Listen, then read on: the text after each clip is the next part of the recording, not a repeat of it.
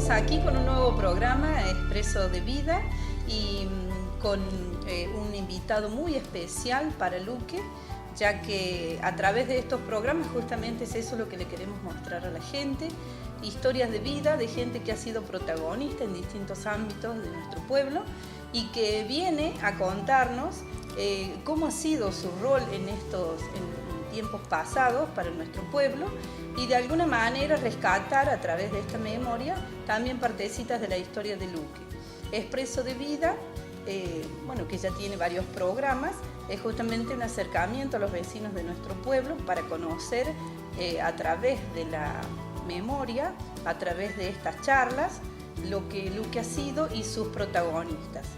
En esta ocasión tenemos a un invitado de lujo, al señor Neri Nance, que nos ha venido a visitar a sus 81 años de edad.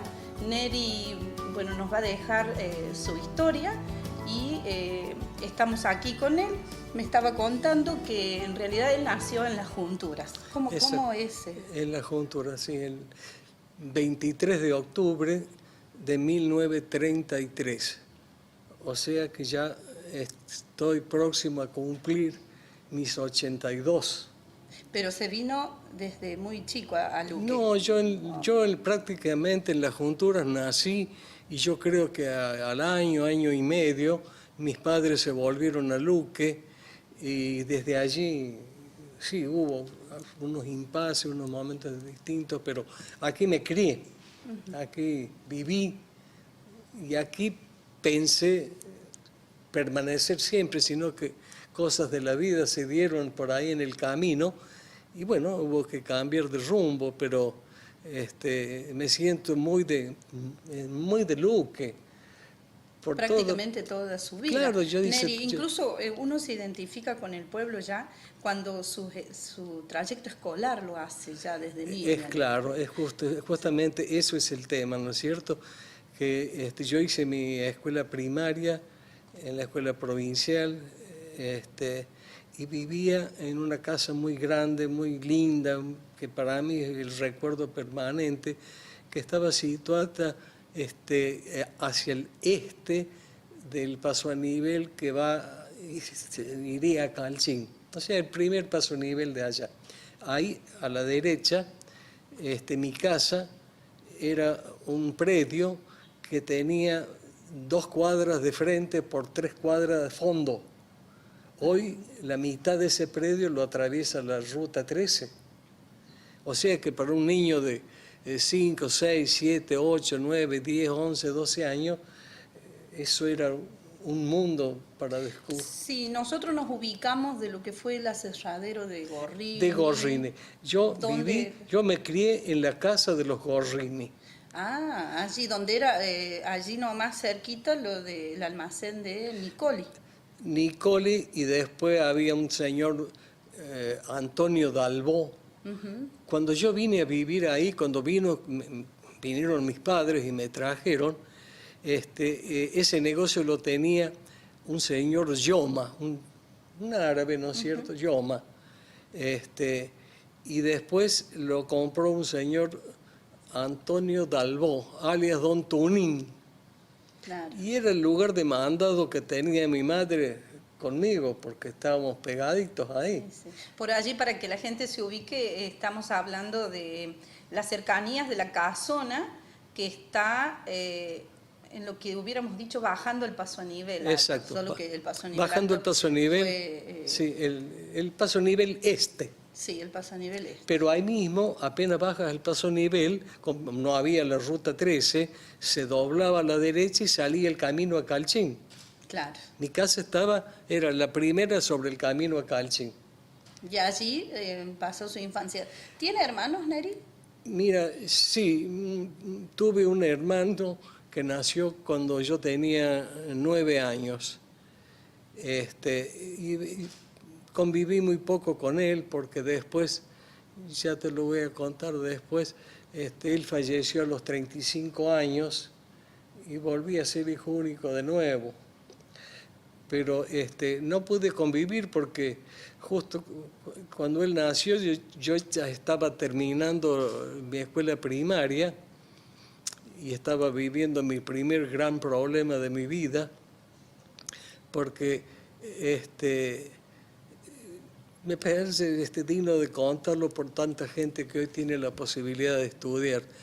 Yo cuando tuve 12 años, 11 y pico, mis padres, como era costumbre aquí, se afirmaba que si el chico no aprendía a trabajar de chico, después salía vago. Entonces me pusieron a trabajar en un negocio de ramos generales que estaba aquí abajo, acá en la esquina. Mediodía iba a la escuela primaria, estaba en quinto, y mediodía venía a trabajar. Y bueno, pero avanzaba eso y terminé quinto y empecé sexto y me empezó una gran preocupación a pesar de mis 12 años. Viví momentos muy difíciles que me quitaron el sueño. Yo necesitaba, mi única ambición era poder seguir estudiando, seguir aprendiendo. Y acá no había ninguna posibilidad y económicamente de parte de mis padres tampoco. Y entonces viví varios meses con esa preocupación intensa hasta que se dio una cosa de doble efecto. Me vino a la mente la idea de que podía irme al seminario, en la carrera de sacerdocio. Entonces hablé con el padre Varas, que era mi amigo desde la primera infancia, y le comenté que se me terminaba esto, que estaba trabajando a disgusto porque era muy chico, pero que yo quería seguir estudiando. Y él me dijo, mira, el seminario está en una campaña para que accedan al seminario 100 nuevos seminaristas este año.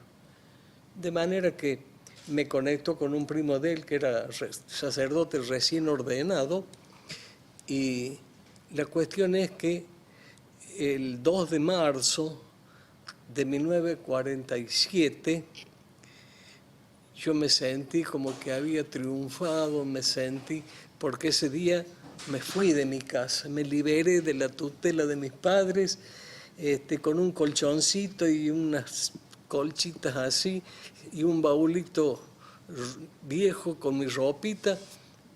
Eso, yo subí al colectivo y me fui para volver en diciembre. Y me iba en marzo, y tenía 12, 13 años.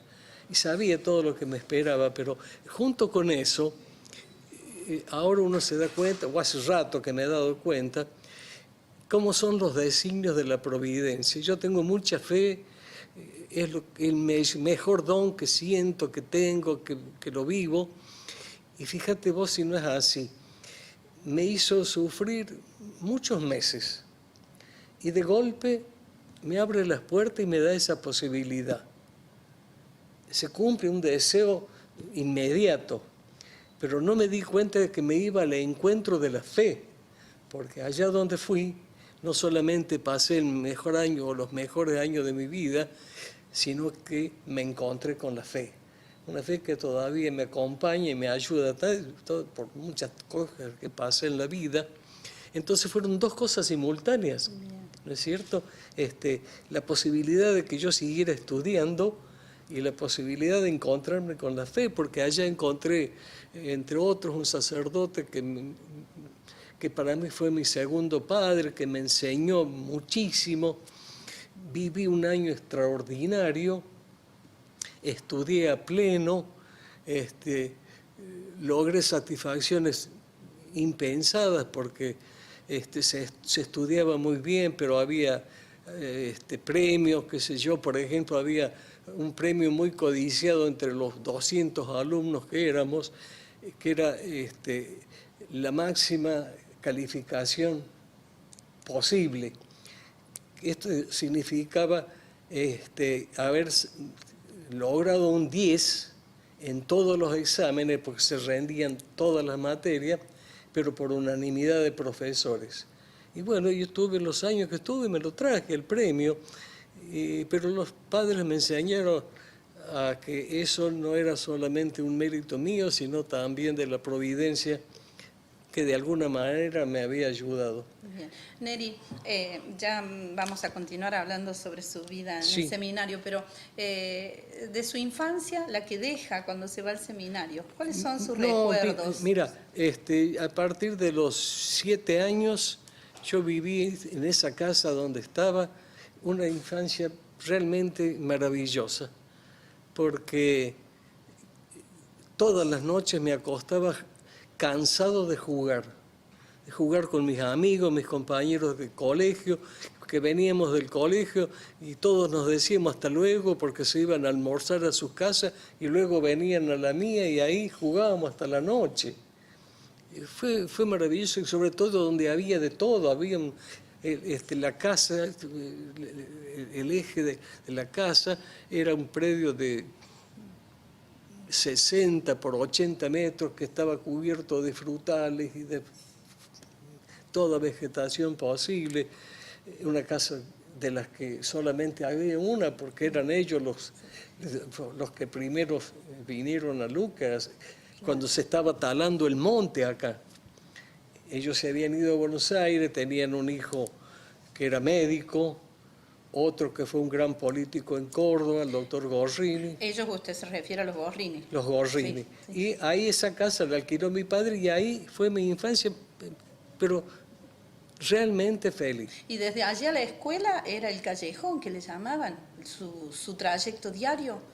Y yo me iba costeando el ferrocarril hasta la estación y luego ya me encontraba con otros chicos que íbamos al colegio y tomábamos íbamos hasta una casa que había más adelante de la estación del ferrocarril. Y después, como era todo baldío, cruzábamos un campito y ya llegamos a la escuela. Claro, el trayecto de lo que hoy es la calle Santa Fe. Exactamente. Y un parte de la Córdoba, ¿no es cierto? Claro. Sí, y a la vuelta ya nos veníamos juntos y se hacían grupos, todos los que iban hacia el primer paso nivel por las vías del ferrocarril, comentando todas las cosas que se comentan en esa idea, que me quisiera cortar, porque veníamos charlando de muchas cosas. Y después llegamos al paso nivel, chao, hasta luego, hasta mañana. ¿Qué amigos recuerda de aquella infancia? Y de aquellos tiempos estaban unos chicos Blázquez, que eran hijos que eran los menores de don Laureano Blázquez, había unos chicos Conti, había unos chicos Maidana que vivían más hacia el sur, y recuerdo mucho a un chico Lastra. ¿Sabes por qué? Porque el papá vivía donde hoy se está haciendo un nuevo barrio que estaba conversando recién, y el papá era relojero y era como un experimentador. Y yo ahí en la casa de este chico, que iba él a mi casa, yo a la de él, escuché por primera vez una radio galena. Era una radio que no tenía más que una piedra y unos alambres de cobre, y se escuchaba radio. Claro. Nunca más supe de esa familia, pero son los que más recuerdo. Y por supuesto, los compañeros de curso. Entre los compañeros de curso estaba quien fue mi esposa durante 50 años. Fuimos compañeros de curso. Estaba Neri Oscar Roveri, mi tocayo, el Coco. Éramos compañeros de curso. Unos chicos Guibaudo, Romano, Aide Zavala, una chica Aladio. En fin, gente que quizás estoy omitiendo lo más importante, pero que era un grupo lindo, homogéneo, y bueno, eso cuando lo complemente con la posibilidad de poder jugar a pleno. Sí. Y en relación a su afán por estudiar, ¿qué es lo que lo marca en la escuela o ya desde la casa, esta predilección por el estudio que usted dice que ya cuando iba a terminar la escuela primaria sentía esa necesidad de estudiar más? Primero porque estaba trabajando en mediodía totalmente a disgusto. Lo hacía porque me mandaban. pero segundo, porque no sé, una necesidad innata de aprender más, no me podía conformar, porque ya me veía yo a futuro un empleado de comercio de acá en esta esquina, hasta que, no sé, y yo no me conformaba con eso, porque es muy digna la actividad del empleado de comercio, pero no te deja tiempo para nada. Es decir, eso no me conformó nunca, y fue una obsesión. Yo tenía obsesión por estudiar, y cuando allá en el seminario llegaba fin de año, me daba cuenta de todo lo nuevo que había aprendido. Y ahí aprovechaba a dar gracias a quien correspondía.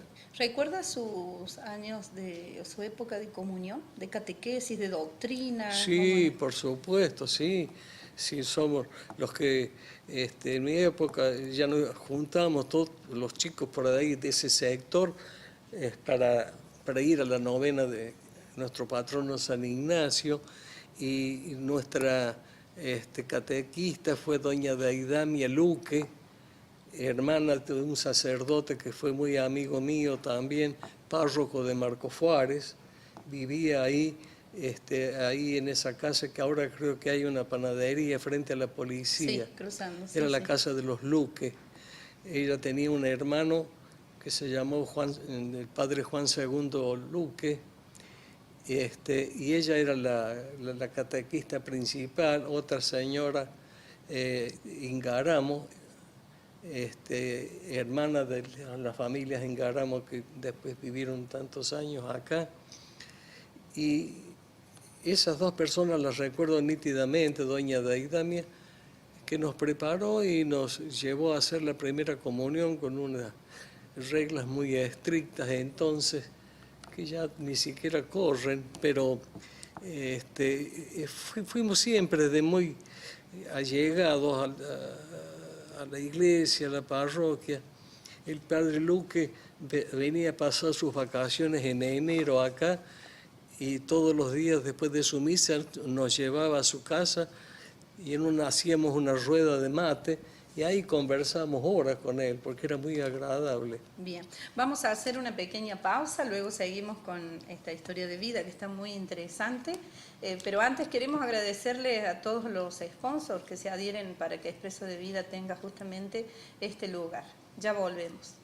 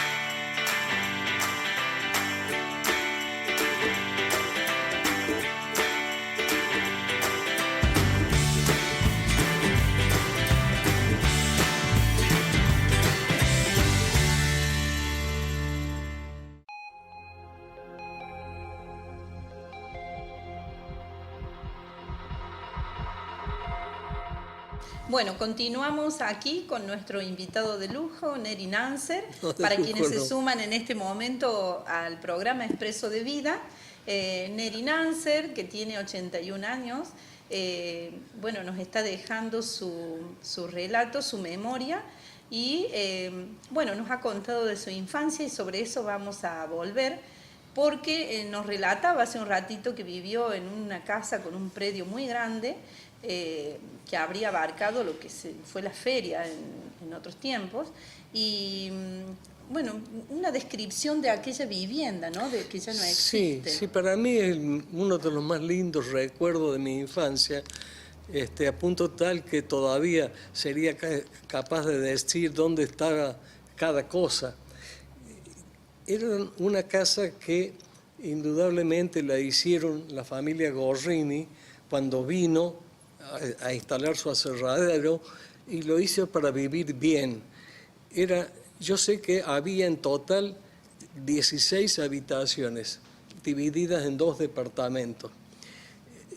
Eso que tenía todas las comodidades, agua corriente, baño instalado, pero lo más impactante de eso para mí, para mi vida de niño, desde los 5 años que me acuerdo, era la vegetación, la arboleda, había frutales de todo tipo, unas grandes higueras, granadas, peras, damasco, durazno, naranjos, lo que pidieran ahí había, a punto tal que tenían ellos un quintero que se dedicaba a la huerta y el cuidado de los frutales, o sea que ellos tenían todo ahí. Y ese hombre que yo me acuerdo, lo conocí, se llamaba don Pedro Catinelli, que era el papá de quien fue aquí Julio Catinelli, que todo el mundo lo conoce, ha fallecido hace unos años, hasta que ya después, muy viejito, ya no quiso seguir más. Mi papá lo quería seguir teniendo porque él se quedaba cuando nosotros salíamos, pero vuelvo a repetir, el encanto de esa casa era cómo se había distribuido su patio para que todo fuera ocupado por frutales o por huerta. ¿Contaba con galería, como era costumbre? Sí, tenía de cada lado 3 habitaciones grandes, algunas de ellos con lavatorio y agua corriente interno en la misma habitación. Y esas 3 habitaciones estaban cubiertas por una gran galería y unos bancos como los que hubo en la Plaza de Luque, de esos así ondulados, ¿no es cierto? 2 bancos grandes para estar y descansar ahí.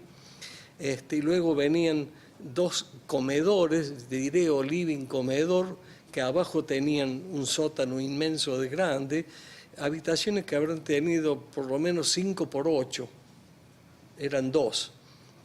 Y luego venían otra serie de habitaciones, y recuerdo muy bien que en esa habitación tan grande, en un rincón había una chapa como de acero inoxidable, sería 2,50 o 3 por 3, y en el medio una gran estufa a leña, porque lo que sobraba ahí era leña, así que por grande que fuera, y tenía también un gran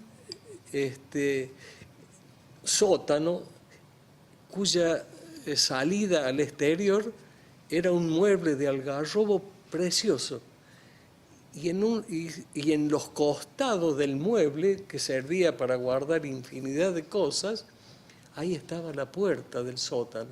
Mi padre a veces se gozaba cuando venía alguna visita y le decía, te doy 5 minutos, 10 a ver si encuentras la puerta del sótano. Y no la encontraban, porque era el costado de ese gran mueble, todo tallado de algarrobo, unas cosas, bueno. Qué belleza, ¿no? Sí, yo tengo un plano para contarle a mis hijos. Mira, esta era la casa donde yo me crié.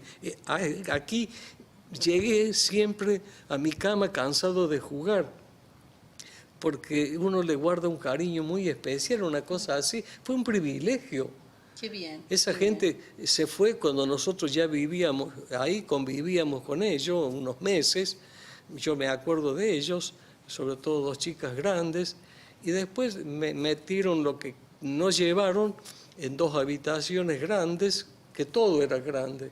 Había unos galpones inmensos que mi papá guardaba el camión que tenía, y todavía quedaba espacio para meter 3 camiones más.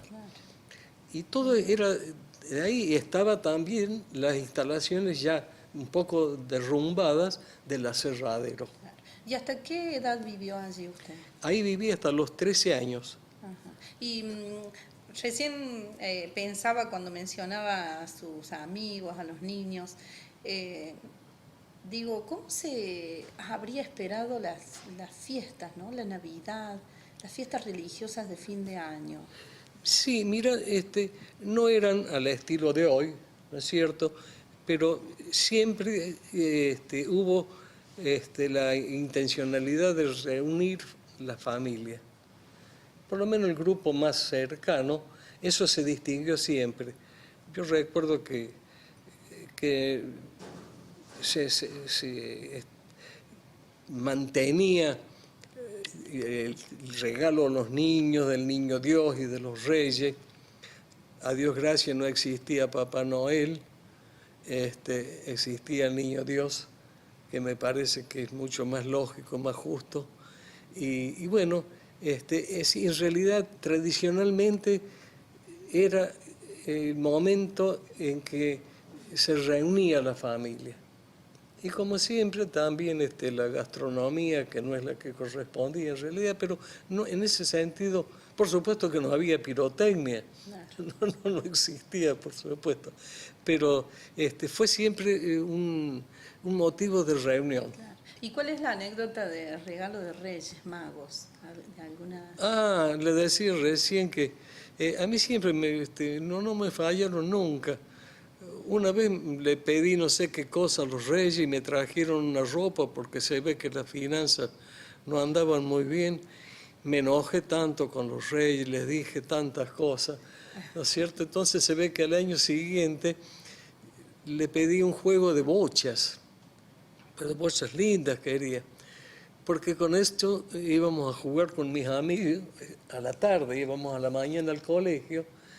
Bueno, y me trajeron un lindo juego de bochas, y jugamos hasta la noche.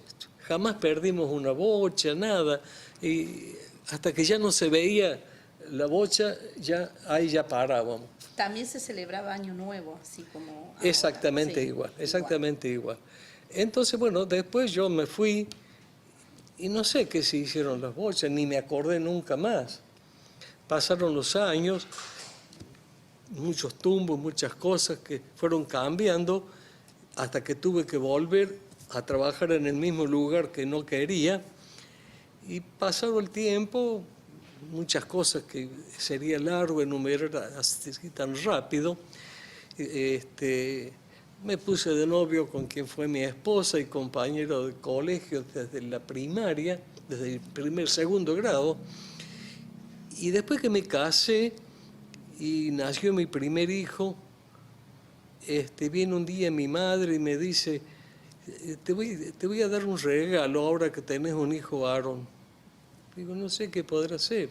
Y me trae las bochas. Ah, qué bien. ¿Las conservaba? Aquellas bochas de los Claro. Reyes Magos. Fueron un regalo de los Reyes Magos. Y las tengo todavía muy guardadas, ahí las tengo. Sino que estoy viejo y tengo ganas de jugar.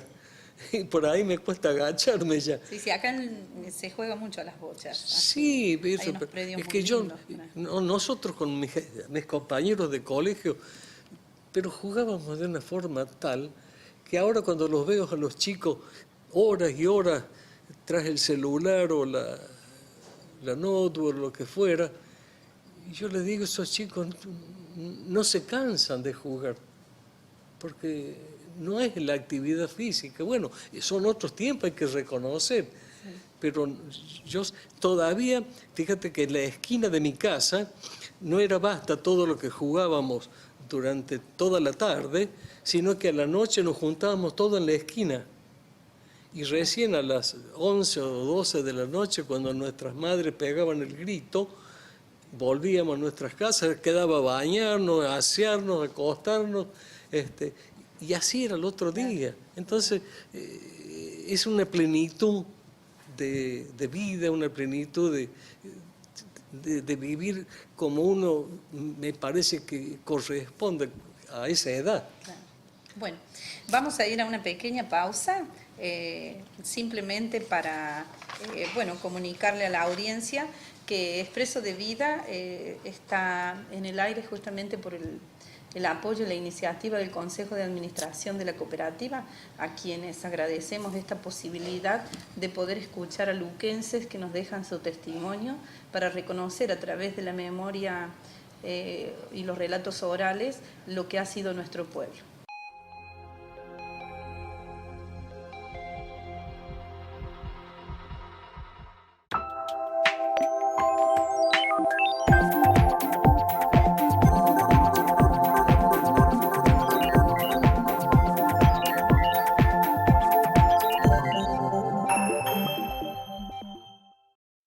El nivel de saneamiento de una comunidad revela su nivel de desarrollo. En Luque, la cooperativa llevó adelante la obra de cloacas y brinda actualmente el servicio de saneamiento, lo cual ha permitido mejorar la calidad de vida de todos los vecinos. Si aún no estás conectado a este servicio, acércate a la cooperativa para que te informen al respecto. Cooperativa de Servicios Públicos y Sociales, Luque Limitada. Más servicios, más beneficios.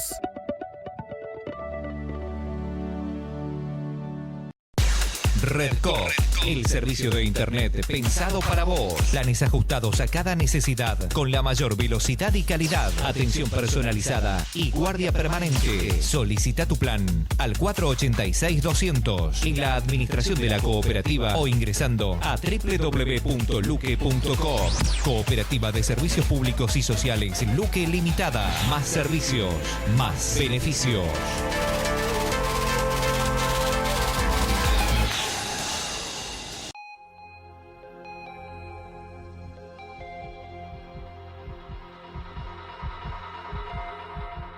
Bienvenidos a este tercer bloque de Expreso de Vida y bueno, seguimos charlando, conversando con Neri Nancer y de alguna manera, bueno, sus historias, como tiene tanta memoria, son muy atrapantes y bueno, mi deseo es preguntarle especialmente de algún recuerdo sobre Luque que más le haya quedado de su niñez.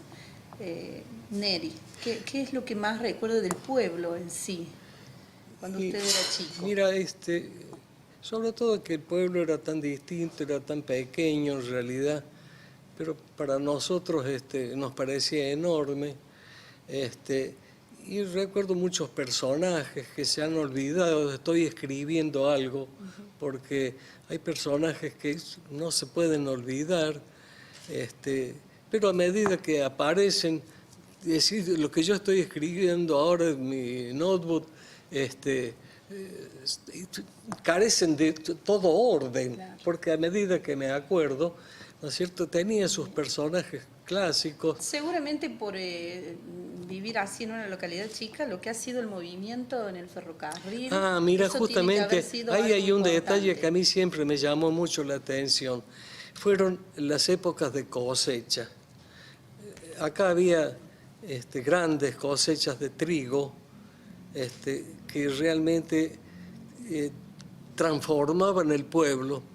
El pueblo en la época de cosecha, mediados de octubre, noviembre, era en todas sus tardes de pleno sol, como un día de hoy, lo único que sentías de los alrededores de Luque era el ruido de los motores de las cosechadoras que estaban cosechando el trigo y aprovechando que estaba seco, se podía trillar bien, trabajaban hasta alta hora de la noche, tenían su propia luz, no sé, y ese rugido de los motores en los trigales a mí me dejó un recuerdo que cierro los ojos y lo escucho.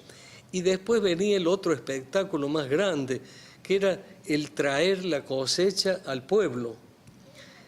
Venían unas chatas que tenían una rueda como de 1,5 metros de alto, que tenían un crujir muy especial, que tenían 8, 10, 12 caballos atados, que tiraban, pobrecitos, para llevar esa chata llena de bolsas de trigo. Y allá arriba, en un asiento, manejando los caballos, el italiano que venía a traer su cosecha al pueblo. Pero llegó un momento en que era tanto lo que venían a traer que no alcanzaba a recibirse todo. Entonces se formaban unas colas que yo recuerdo que empezaban ahí en el portón de la calle Raúl Loza y terminaban en Maipú.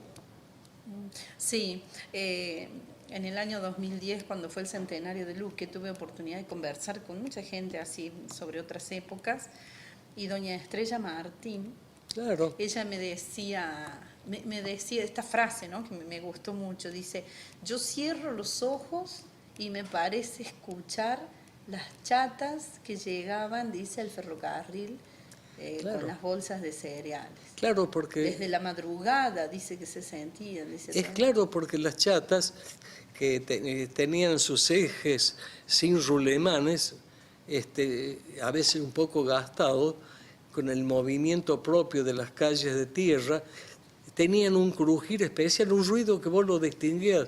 Esa es una chata que viene cargada.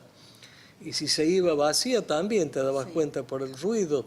¿No es cierto? ¿Marcaba la colonia Minetti el eje de ese trabajo Sí, o también otras no, zonas? Sí, no, la no, colonia no, del no, sur. la colonia Minetti y recién los primeros campos hasta donde le llamaban la línea vieja, que es un camino que va entre Luque y Capilla del Carmen, pero ya hay menos, pero la parte fuerte de las cosechas de trigo era todo esto desde la salida acá del club hasta 2 leguas, o sea, 10 kilómetros o más, donde había unos colonos que siempre cosechaban mucho, se llamaba la familia Galopo, eso eran de tener grandes cosechas, lo mismo que los Cavallo, pero entre Luque y aquellos había 20 colonos, 20 familias que tenían,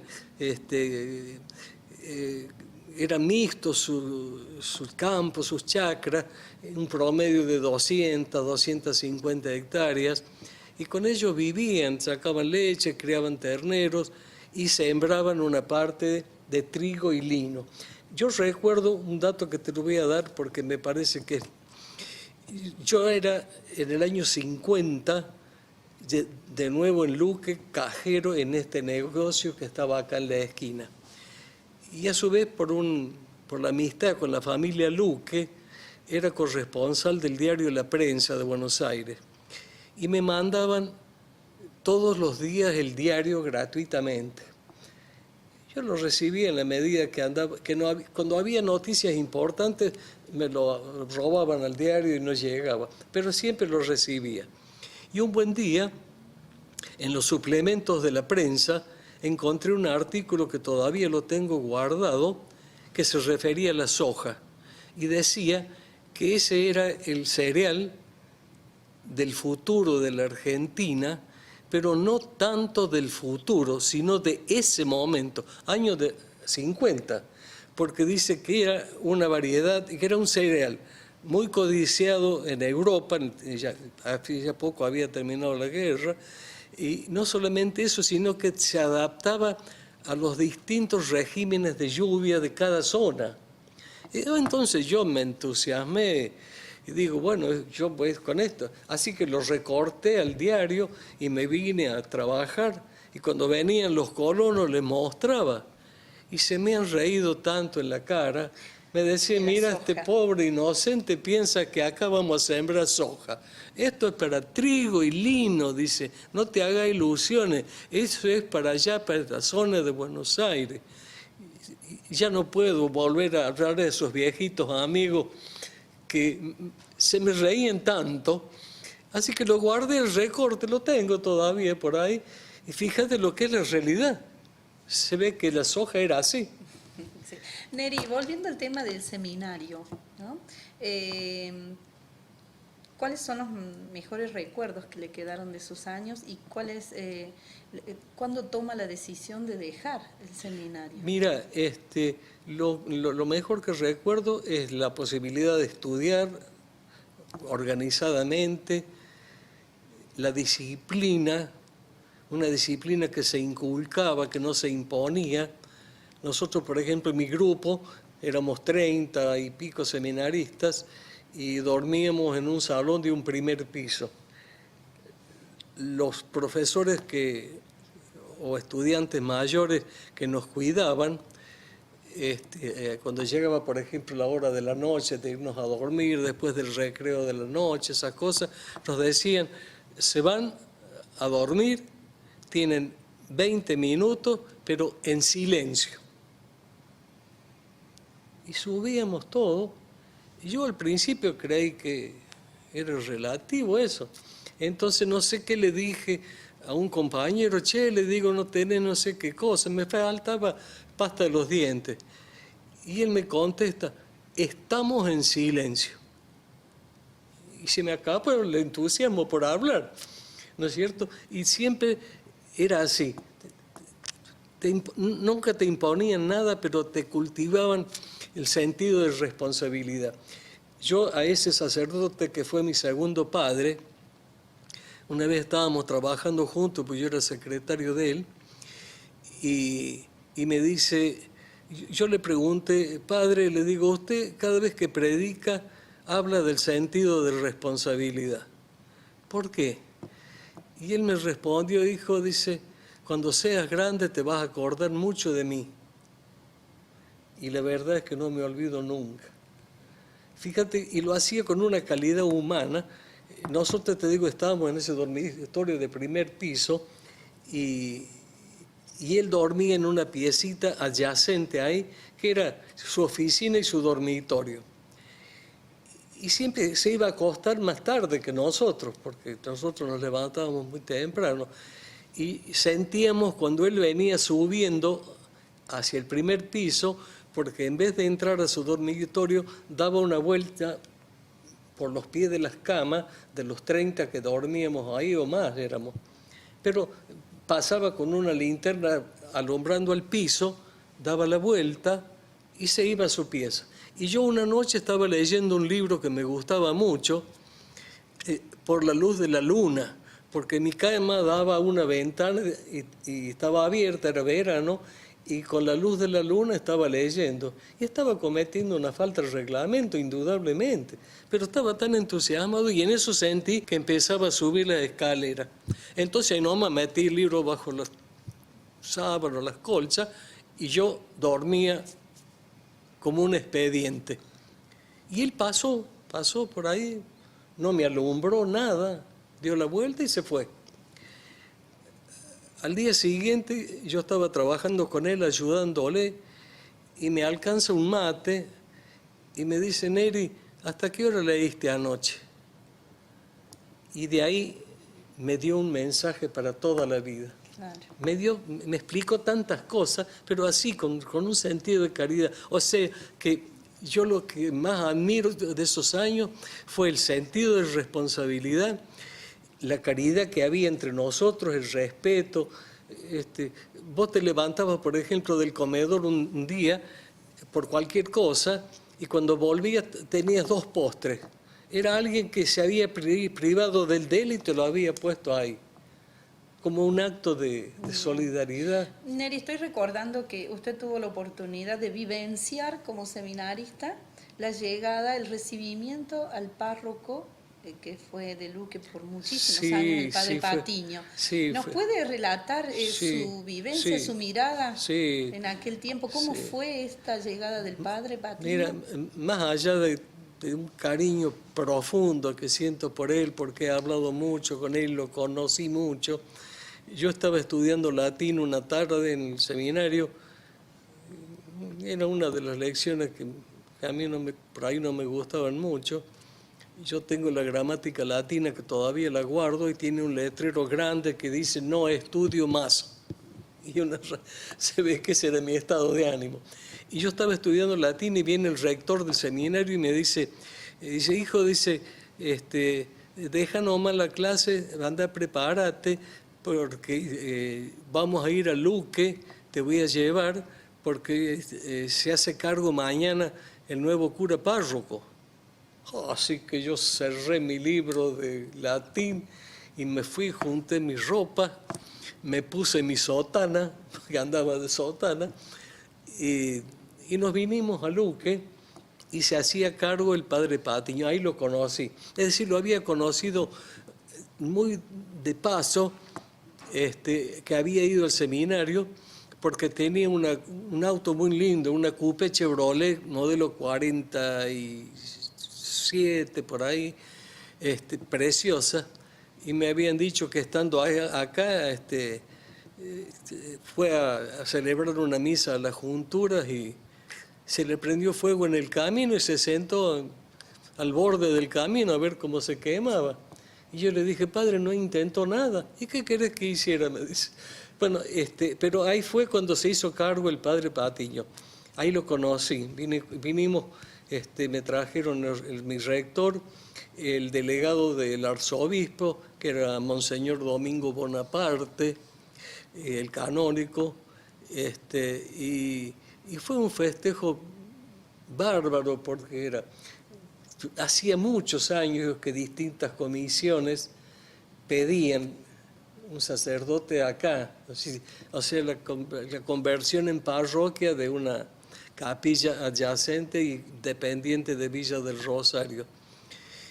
Ahí lo conocí, fue una fiesta muy linda, yo recuerdo perfectamente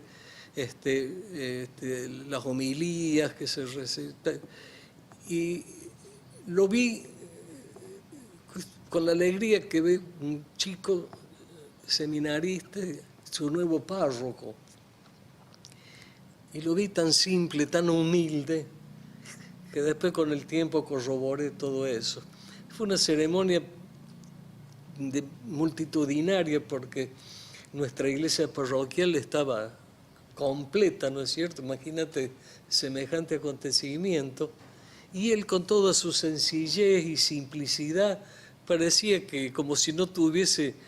No es que no le daba importancia, es que él era así, era de una humildad, pero esa humildad verdadera, no la falsa humildad, ¿no es cierto? Que a veces... No, él era así porque él, después, con los años, me visitó, fui muy amigo de él, conversamos mucho, hablamos mucho, nos contamos cosas que realmente era de hombre a hombre. Y yo creo que para mí fue un santazo porque a pesar de todos los errores que seguimos teniendo todos, a pesar de todas las estupideces que cometemos como humanos, yo sé que él en el fondo, él tenía una cosa, una idea fija. Él sabía que era sacerdote. Y él sabía que como sacerdote tenía la misma capacidad de salvar almas que el cura o el papa, porque las facultades sacerdotales son las mismas. Entonces, él dice, que a mí me ordenaron de lástima, porque soy muy duro de cabeza, decía, yo me dedico a eso, a salvar almas. Por eso es que cuando lo buscaban a él para atender a un enfermo, fuera la hora que fuera, salía chocho, a él le encantaba ir, y siempre iba y el enfermo lo recibía bien, aunque hubiera sido un anticatólico toda su vida. Él tenía esa virtud, él entraba y llegaba y siempre con esa meta. Yo, como sacerdote, puedo lo que puede el que más sabe. Bueno, vamos a hacer una breve pausa, pero los invitamos a ver un clip sobre Neri Nanser y ya volvemos.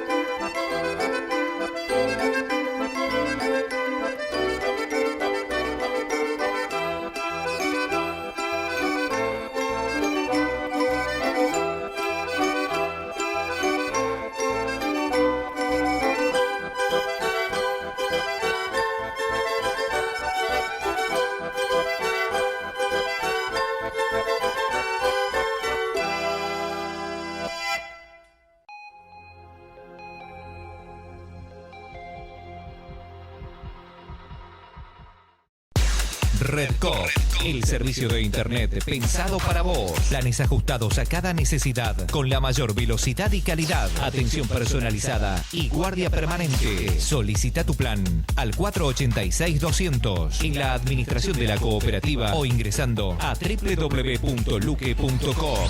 Cooperativa de Servicios Públicos y Sociales Luque Limitada. Más servicios, más beneficios.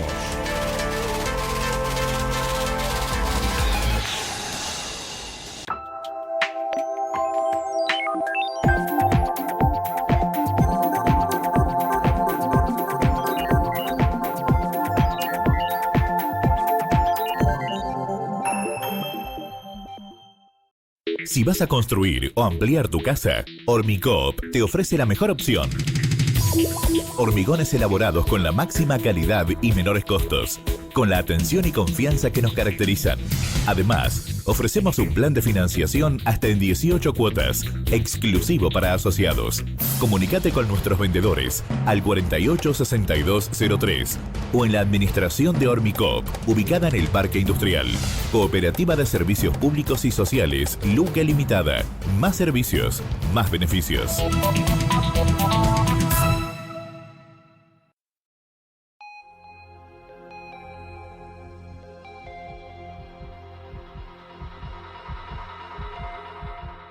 Bienvenidos a este nuevo bloque de Expreso de Vida y por supuesto le agradecemos especialmente a toda la gente que está allí detrás en su casa escuchando a Neri Nancer, el estar acompañándonos para captar lo que ha sido el pasado de Luque a través de un luquense que ha querido muchísimo a su pueblo.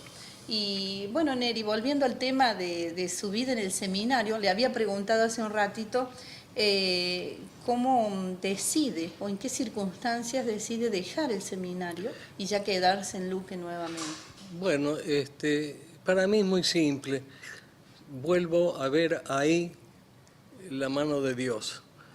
Yo estaba cursando ya tercer o cuarto año de latín y me tomó no sé si era una gastritis o una úlcera. El seminario estaba pasando por un mal momento, las comidas eran muy feas. Y ahí nomás cuando en una carta a mi madre le dije que me dolía el estómago, ahí se fue disparando. Como ellos en el fondo nunca quisieron que estuviera lejos de casa. Pero fue y me trajo a Córdoba, me hizo ver con un especialista famoso por cuenta del seminario. Y bueno, tenía una gastritis y me dio un tratamiento muy estricto y le dijo a mi madre que eso no lo podía hacer con la comida de un internado. Luego me tuve que venir a mi casa y estuve 6 meses en esto hasta que me dieron el alta. Y en ese momento, en todo ese periodo, ahí pensé mucho, tuve muchas dudas. Hablé mucho con el padre Patiño también, porque se me planteó una disyuntiva, ¿no es cierto?, una opción. ¿Qué me gustaba más o para qué me sentía más capaz? ¿Para el sacerdocio o para formar una familia? Y la verdad que la idea de formar una familia prevaleció ampliamente. Entonces llegó un momento que hablé con mi rector y le dije, padre, yo voy a dejar el seminario porque me llama más la familia que el sacerdocio. Y él me dijo, tenés toda la razón, quédate nomás en tu casa, lo que quieras, las puertas del seminario están abiertas para ti. Y bueno, y desde ahí empezó otro capítulo de vida. Y ya allí volvió a trabajar en Luque. Sí, no, porque en ese momento, para que yo me decidiera en ese sentido, también hubo una cosa ahí, una especie, y mis padres me dijeron, de todo modo podés seguir estudiando en Córdoba, nosotros te vamos a ayudar. Bueno, si es así, sí. Entonces me fui a Córdoba, a la casa de unos parientes míos, ahí una tía de mi madre me tenía prácticamente por mínimo costo y logré hacer de nuevo un primer año que ya lo había hecho porque el programa del seminario no estaba adherido, no sé qué pasa, si no valían legalmente. Pero cuando llegó noviembre, que yo por supuesto ya había eximido todas las materias, se me cortaron los víveres y ahí entré a caminar mi ciudad de Córdoba llorando y me tuve que venir a mi casa a trabajar en el mismo negocio con el mismo gerente a quien tanto yo temía. ¿Por circunstancias económicas? Por circunstancias económicas, en mi casa las cosas no andaban bien y parecía que lo que yo podía aportar era importante. Y bueno, pero tuve que bajar la persiana de mi ilusión de estudiar. Ahí, ¿Y allí de qué edad estamos hablando? Y estamos hablando de 17 años, 16, 17 años. Eso fue lo que me dolió mucho, que tuve que decir, bueno, perdí, habrá que adaptarse, me quedaba la fe, y empecé a trabajar, ya era distinto, ya la relación con este señor cambió bastante, yo me paré y empecé a contestar cosas que antes no hacía y trabajé 4 años ahí como cajero. Ahora su perfil de lector ya estaba formado, así que eso le ha servido muchísimo para aprender muchísimo más la lectura. Sí, por supuesto. Después esa firma cerró, que era acá en la esquina, nos despidieron a todos, yo me quedé unos meses trabajando con uno de los socios en una oficina que había ahí pasando la plaza, y allí me encontré ante la disyuntiva de qué podía hacer.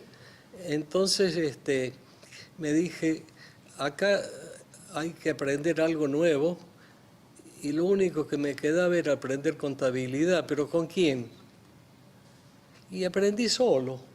Empecé a tomar los libros viejos de apertura de una SRL. El hombre que estaba conmigo, el socio gerente, me ayudó, me decía, vos cuando no entiendas algo, pregúntame. Él sabía mucho. Y bueno, y en unos 6 meses más o menos alcancé a tener nociones de contabilidad, que fue con lo que me gané la vida hasta ahora. Neri, ¿en qué año se casó usted? Yo me casé en 1957. Y ya en el 58, fin del 58, ya tuve que empezar a trabajar en la cooperativa. Bien, vamos a hacer una pequeña pausa y ya volvemos con Expreso de Vida.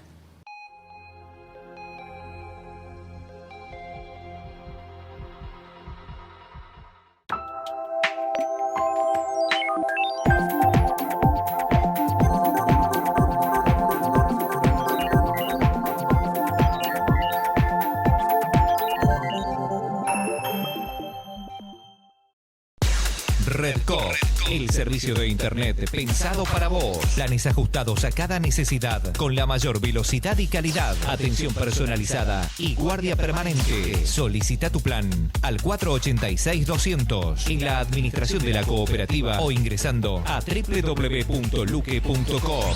Cooperativa de Servicios Públicos y Sociales Luque Limitada. Más servicios, más beneficios.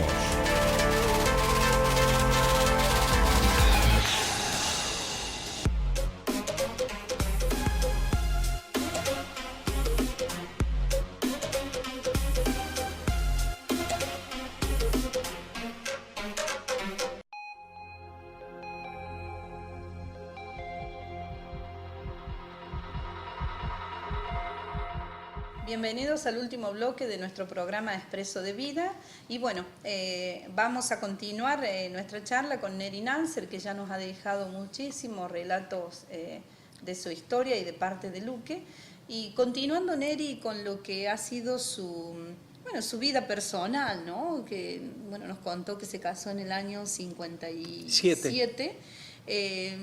¿Cómo constituyó su familia? ¿Cuántos hijos tuvo? Mira, sí, fue... yo siempre dije que me crié como hijo único, Entonces siempre dije, en mi casa no va a haber hijo único. Luego nos casamos con mi primera esposa, Ana Aide Roveri, y nos fuimos de viaje de boda a Pampa de Achala, al Colegio José María Liqueno, que es un lugar maravilloso porque yo tenía mucha relación con el cura que me administraba ahí. Y después él me llevó a Brochero para terminar los días de viaje, y estando con mi esposa viendo el museo brocheriano que hacía poco que se había abierto, de repente nos miramos y nos dijimos juntos, bueno, si nuestro primer hijo es varón, se va a llamar José Gabriel, como el cura Brochero. Y bueno, Dios bendijo una vez más estas cosas, nació José Gabriel, así se llamó, y después vinieron 2 hijas mujeres. Bueno, y cuando ya las cosas estaban por definirse, ya creíamos que una familia estaba bien así, de repente tenía 7 años, se me enfermó José Gabriel y tuvo una enfermedad fatal como todo este cáncer, un cáncer de colon, hicieron una operación exploratoria y me dijeron que no tenía vida, que tenía 2 meses de vida, que le diera lo que me pidiera porque más de eso no iba a soportar. Sufrió terriblemente grandes dolores, pero hay un hecho que quiero destacar. Todas las tardes venía el padre Patiño a visitarlo. Había días que estaba mejor o días que estaba peor, pero el padre Patiño venía y siempre lo visitaba. Y un día nos hizo seña para que nos retiráramos de la pieza a mi esposa y a mí. Y bueno, nos retiramos y esperamos en la cocina, diré. Al rato salió el padre Patiño y nos dice, mañana José Gabriel va a hacer la primera comunión en su cama. Ya lo he convenido, él es consciente, sabe lo que va a recibir, así que mañana a esta hora vengo con el santo viático. Y bueno, al día siguiente vino, asistimos ahí nosotros a esa primera comunión tan anormal, diré, y ocurrió un hecho muy singular. Ya le quedaban no muchos días de vida, pero cada vez que él recibía la Sagrada Eucaristía, José Gabriel se quedaba 1 hora, 1 hora y media, como extasiado, sin dolor. No reclamaba medicamento para el dolor y después poco a poco volví otra vez a eso. Ese es un hecho que se me ha quedado muy grabado, ¿no es cierto? Y bueno, después como siempre la providencia que no se deja ganar nunca en generosidad, me mandó 2 hijos varones más, de los cuales lamentablemente el más chico se me ha muerto hace unos años, con 33 años de vida, que me hizo tambalear más de la cuenta. Yo lo tenía a José Gabriel como mi santo protector, porque a través de él he conseguido cosas inimaginables que yo las considero prácticamente milagros. Y yo no es por jactancia, quizás ni tenga por qué decir esto en este momento, pero cuando se me enfermó Darío, que tenía 33 años y un chiquito ya, yo llegué a pedirle a José Gabriel que le dijera a Dios que me cambiara a mí, que ya estaba hecho por la vida de mi hijo, pero ahí me falló. Se ve que la providencia tiene sus designios y yo sé que mi hijo está mejor que yo y que todos nosotros, porque tengo fe, porque es lo único que ahora realmente agradezco a mi Dios. Y bueno, y mi familia está unida, Mi esposa falleció como consecuencia de la muerte de su hijo, grande ya. Todos los facultativos que la vieron le dijeron que ese tremendo bajón de defensa le activó un cáncer que tenía, sufrió varios años más y hasta que falleció la pobre. Y bueno, me quedé 3 años viviendo con una de mis hijas y luego rehice mi vida. Neri, en realidad yo le agradezco profundamente que haya compartido su historia de vida y parte de la historia de Luque en estas palabras. Pero me gustaría decirle a la audiencia que Neri Nánzer estuvo 22 años como gerente de administración de la Cooperativa de Servicios Públicos, cuando la cooperativa, desde que la cooperativa era de Luz y Fuerza, ¿no? Sí. Hasta los principios de los años 80. Pero también Neri Nánzer fue 7 años intendente de nuestro pueblo. Por lo tanto, aquí vamos a dejar este primer programa con Neri, pero los vamos a invitar a ver otro próximo programa donde él ya nos va a contar su faceta de hombre público, ¿no? Aquí en Luque, que una de las cosas que a mí me gusta destacar de cuando usted fue intendente es que empezaron a tener nombres las calles, ¿no? Que lo vamos a hablar en el próximo programa. Y bueno, ahora le vamos a agradecer a todos los que han estado escuchando este programa Expreso de Vida, y también le vamos a agradecer a Neri de parte del Consejo de Administración, otorgándole un pequeño presente, un símbolo del programa, agradeciéndole que nos permita compartir su historia. Es que esto es al revés, porque el agradecido soy yo. Brindarle esta oportunidad a esta altura de mi vida.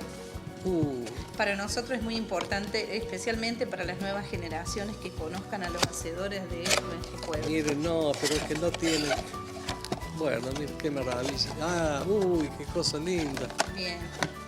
Ahí está el símbolo del programa. Con el qué maravilla. Logo. Y así, de esta manera, vamos a dar por finalizado Expreso de Vida y el agradecimiento a Neri Nánzer, y los invitamos, como dije recién, a ver el próximo programa.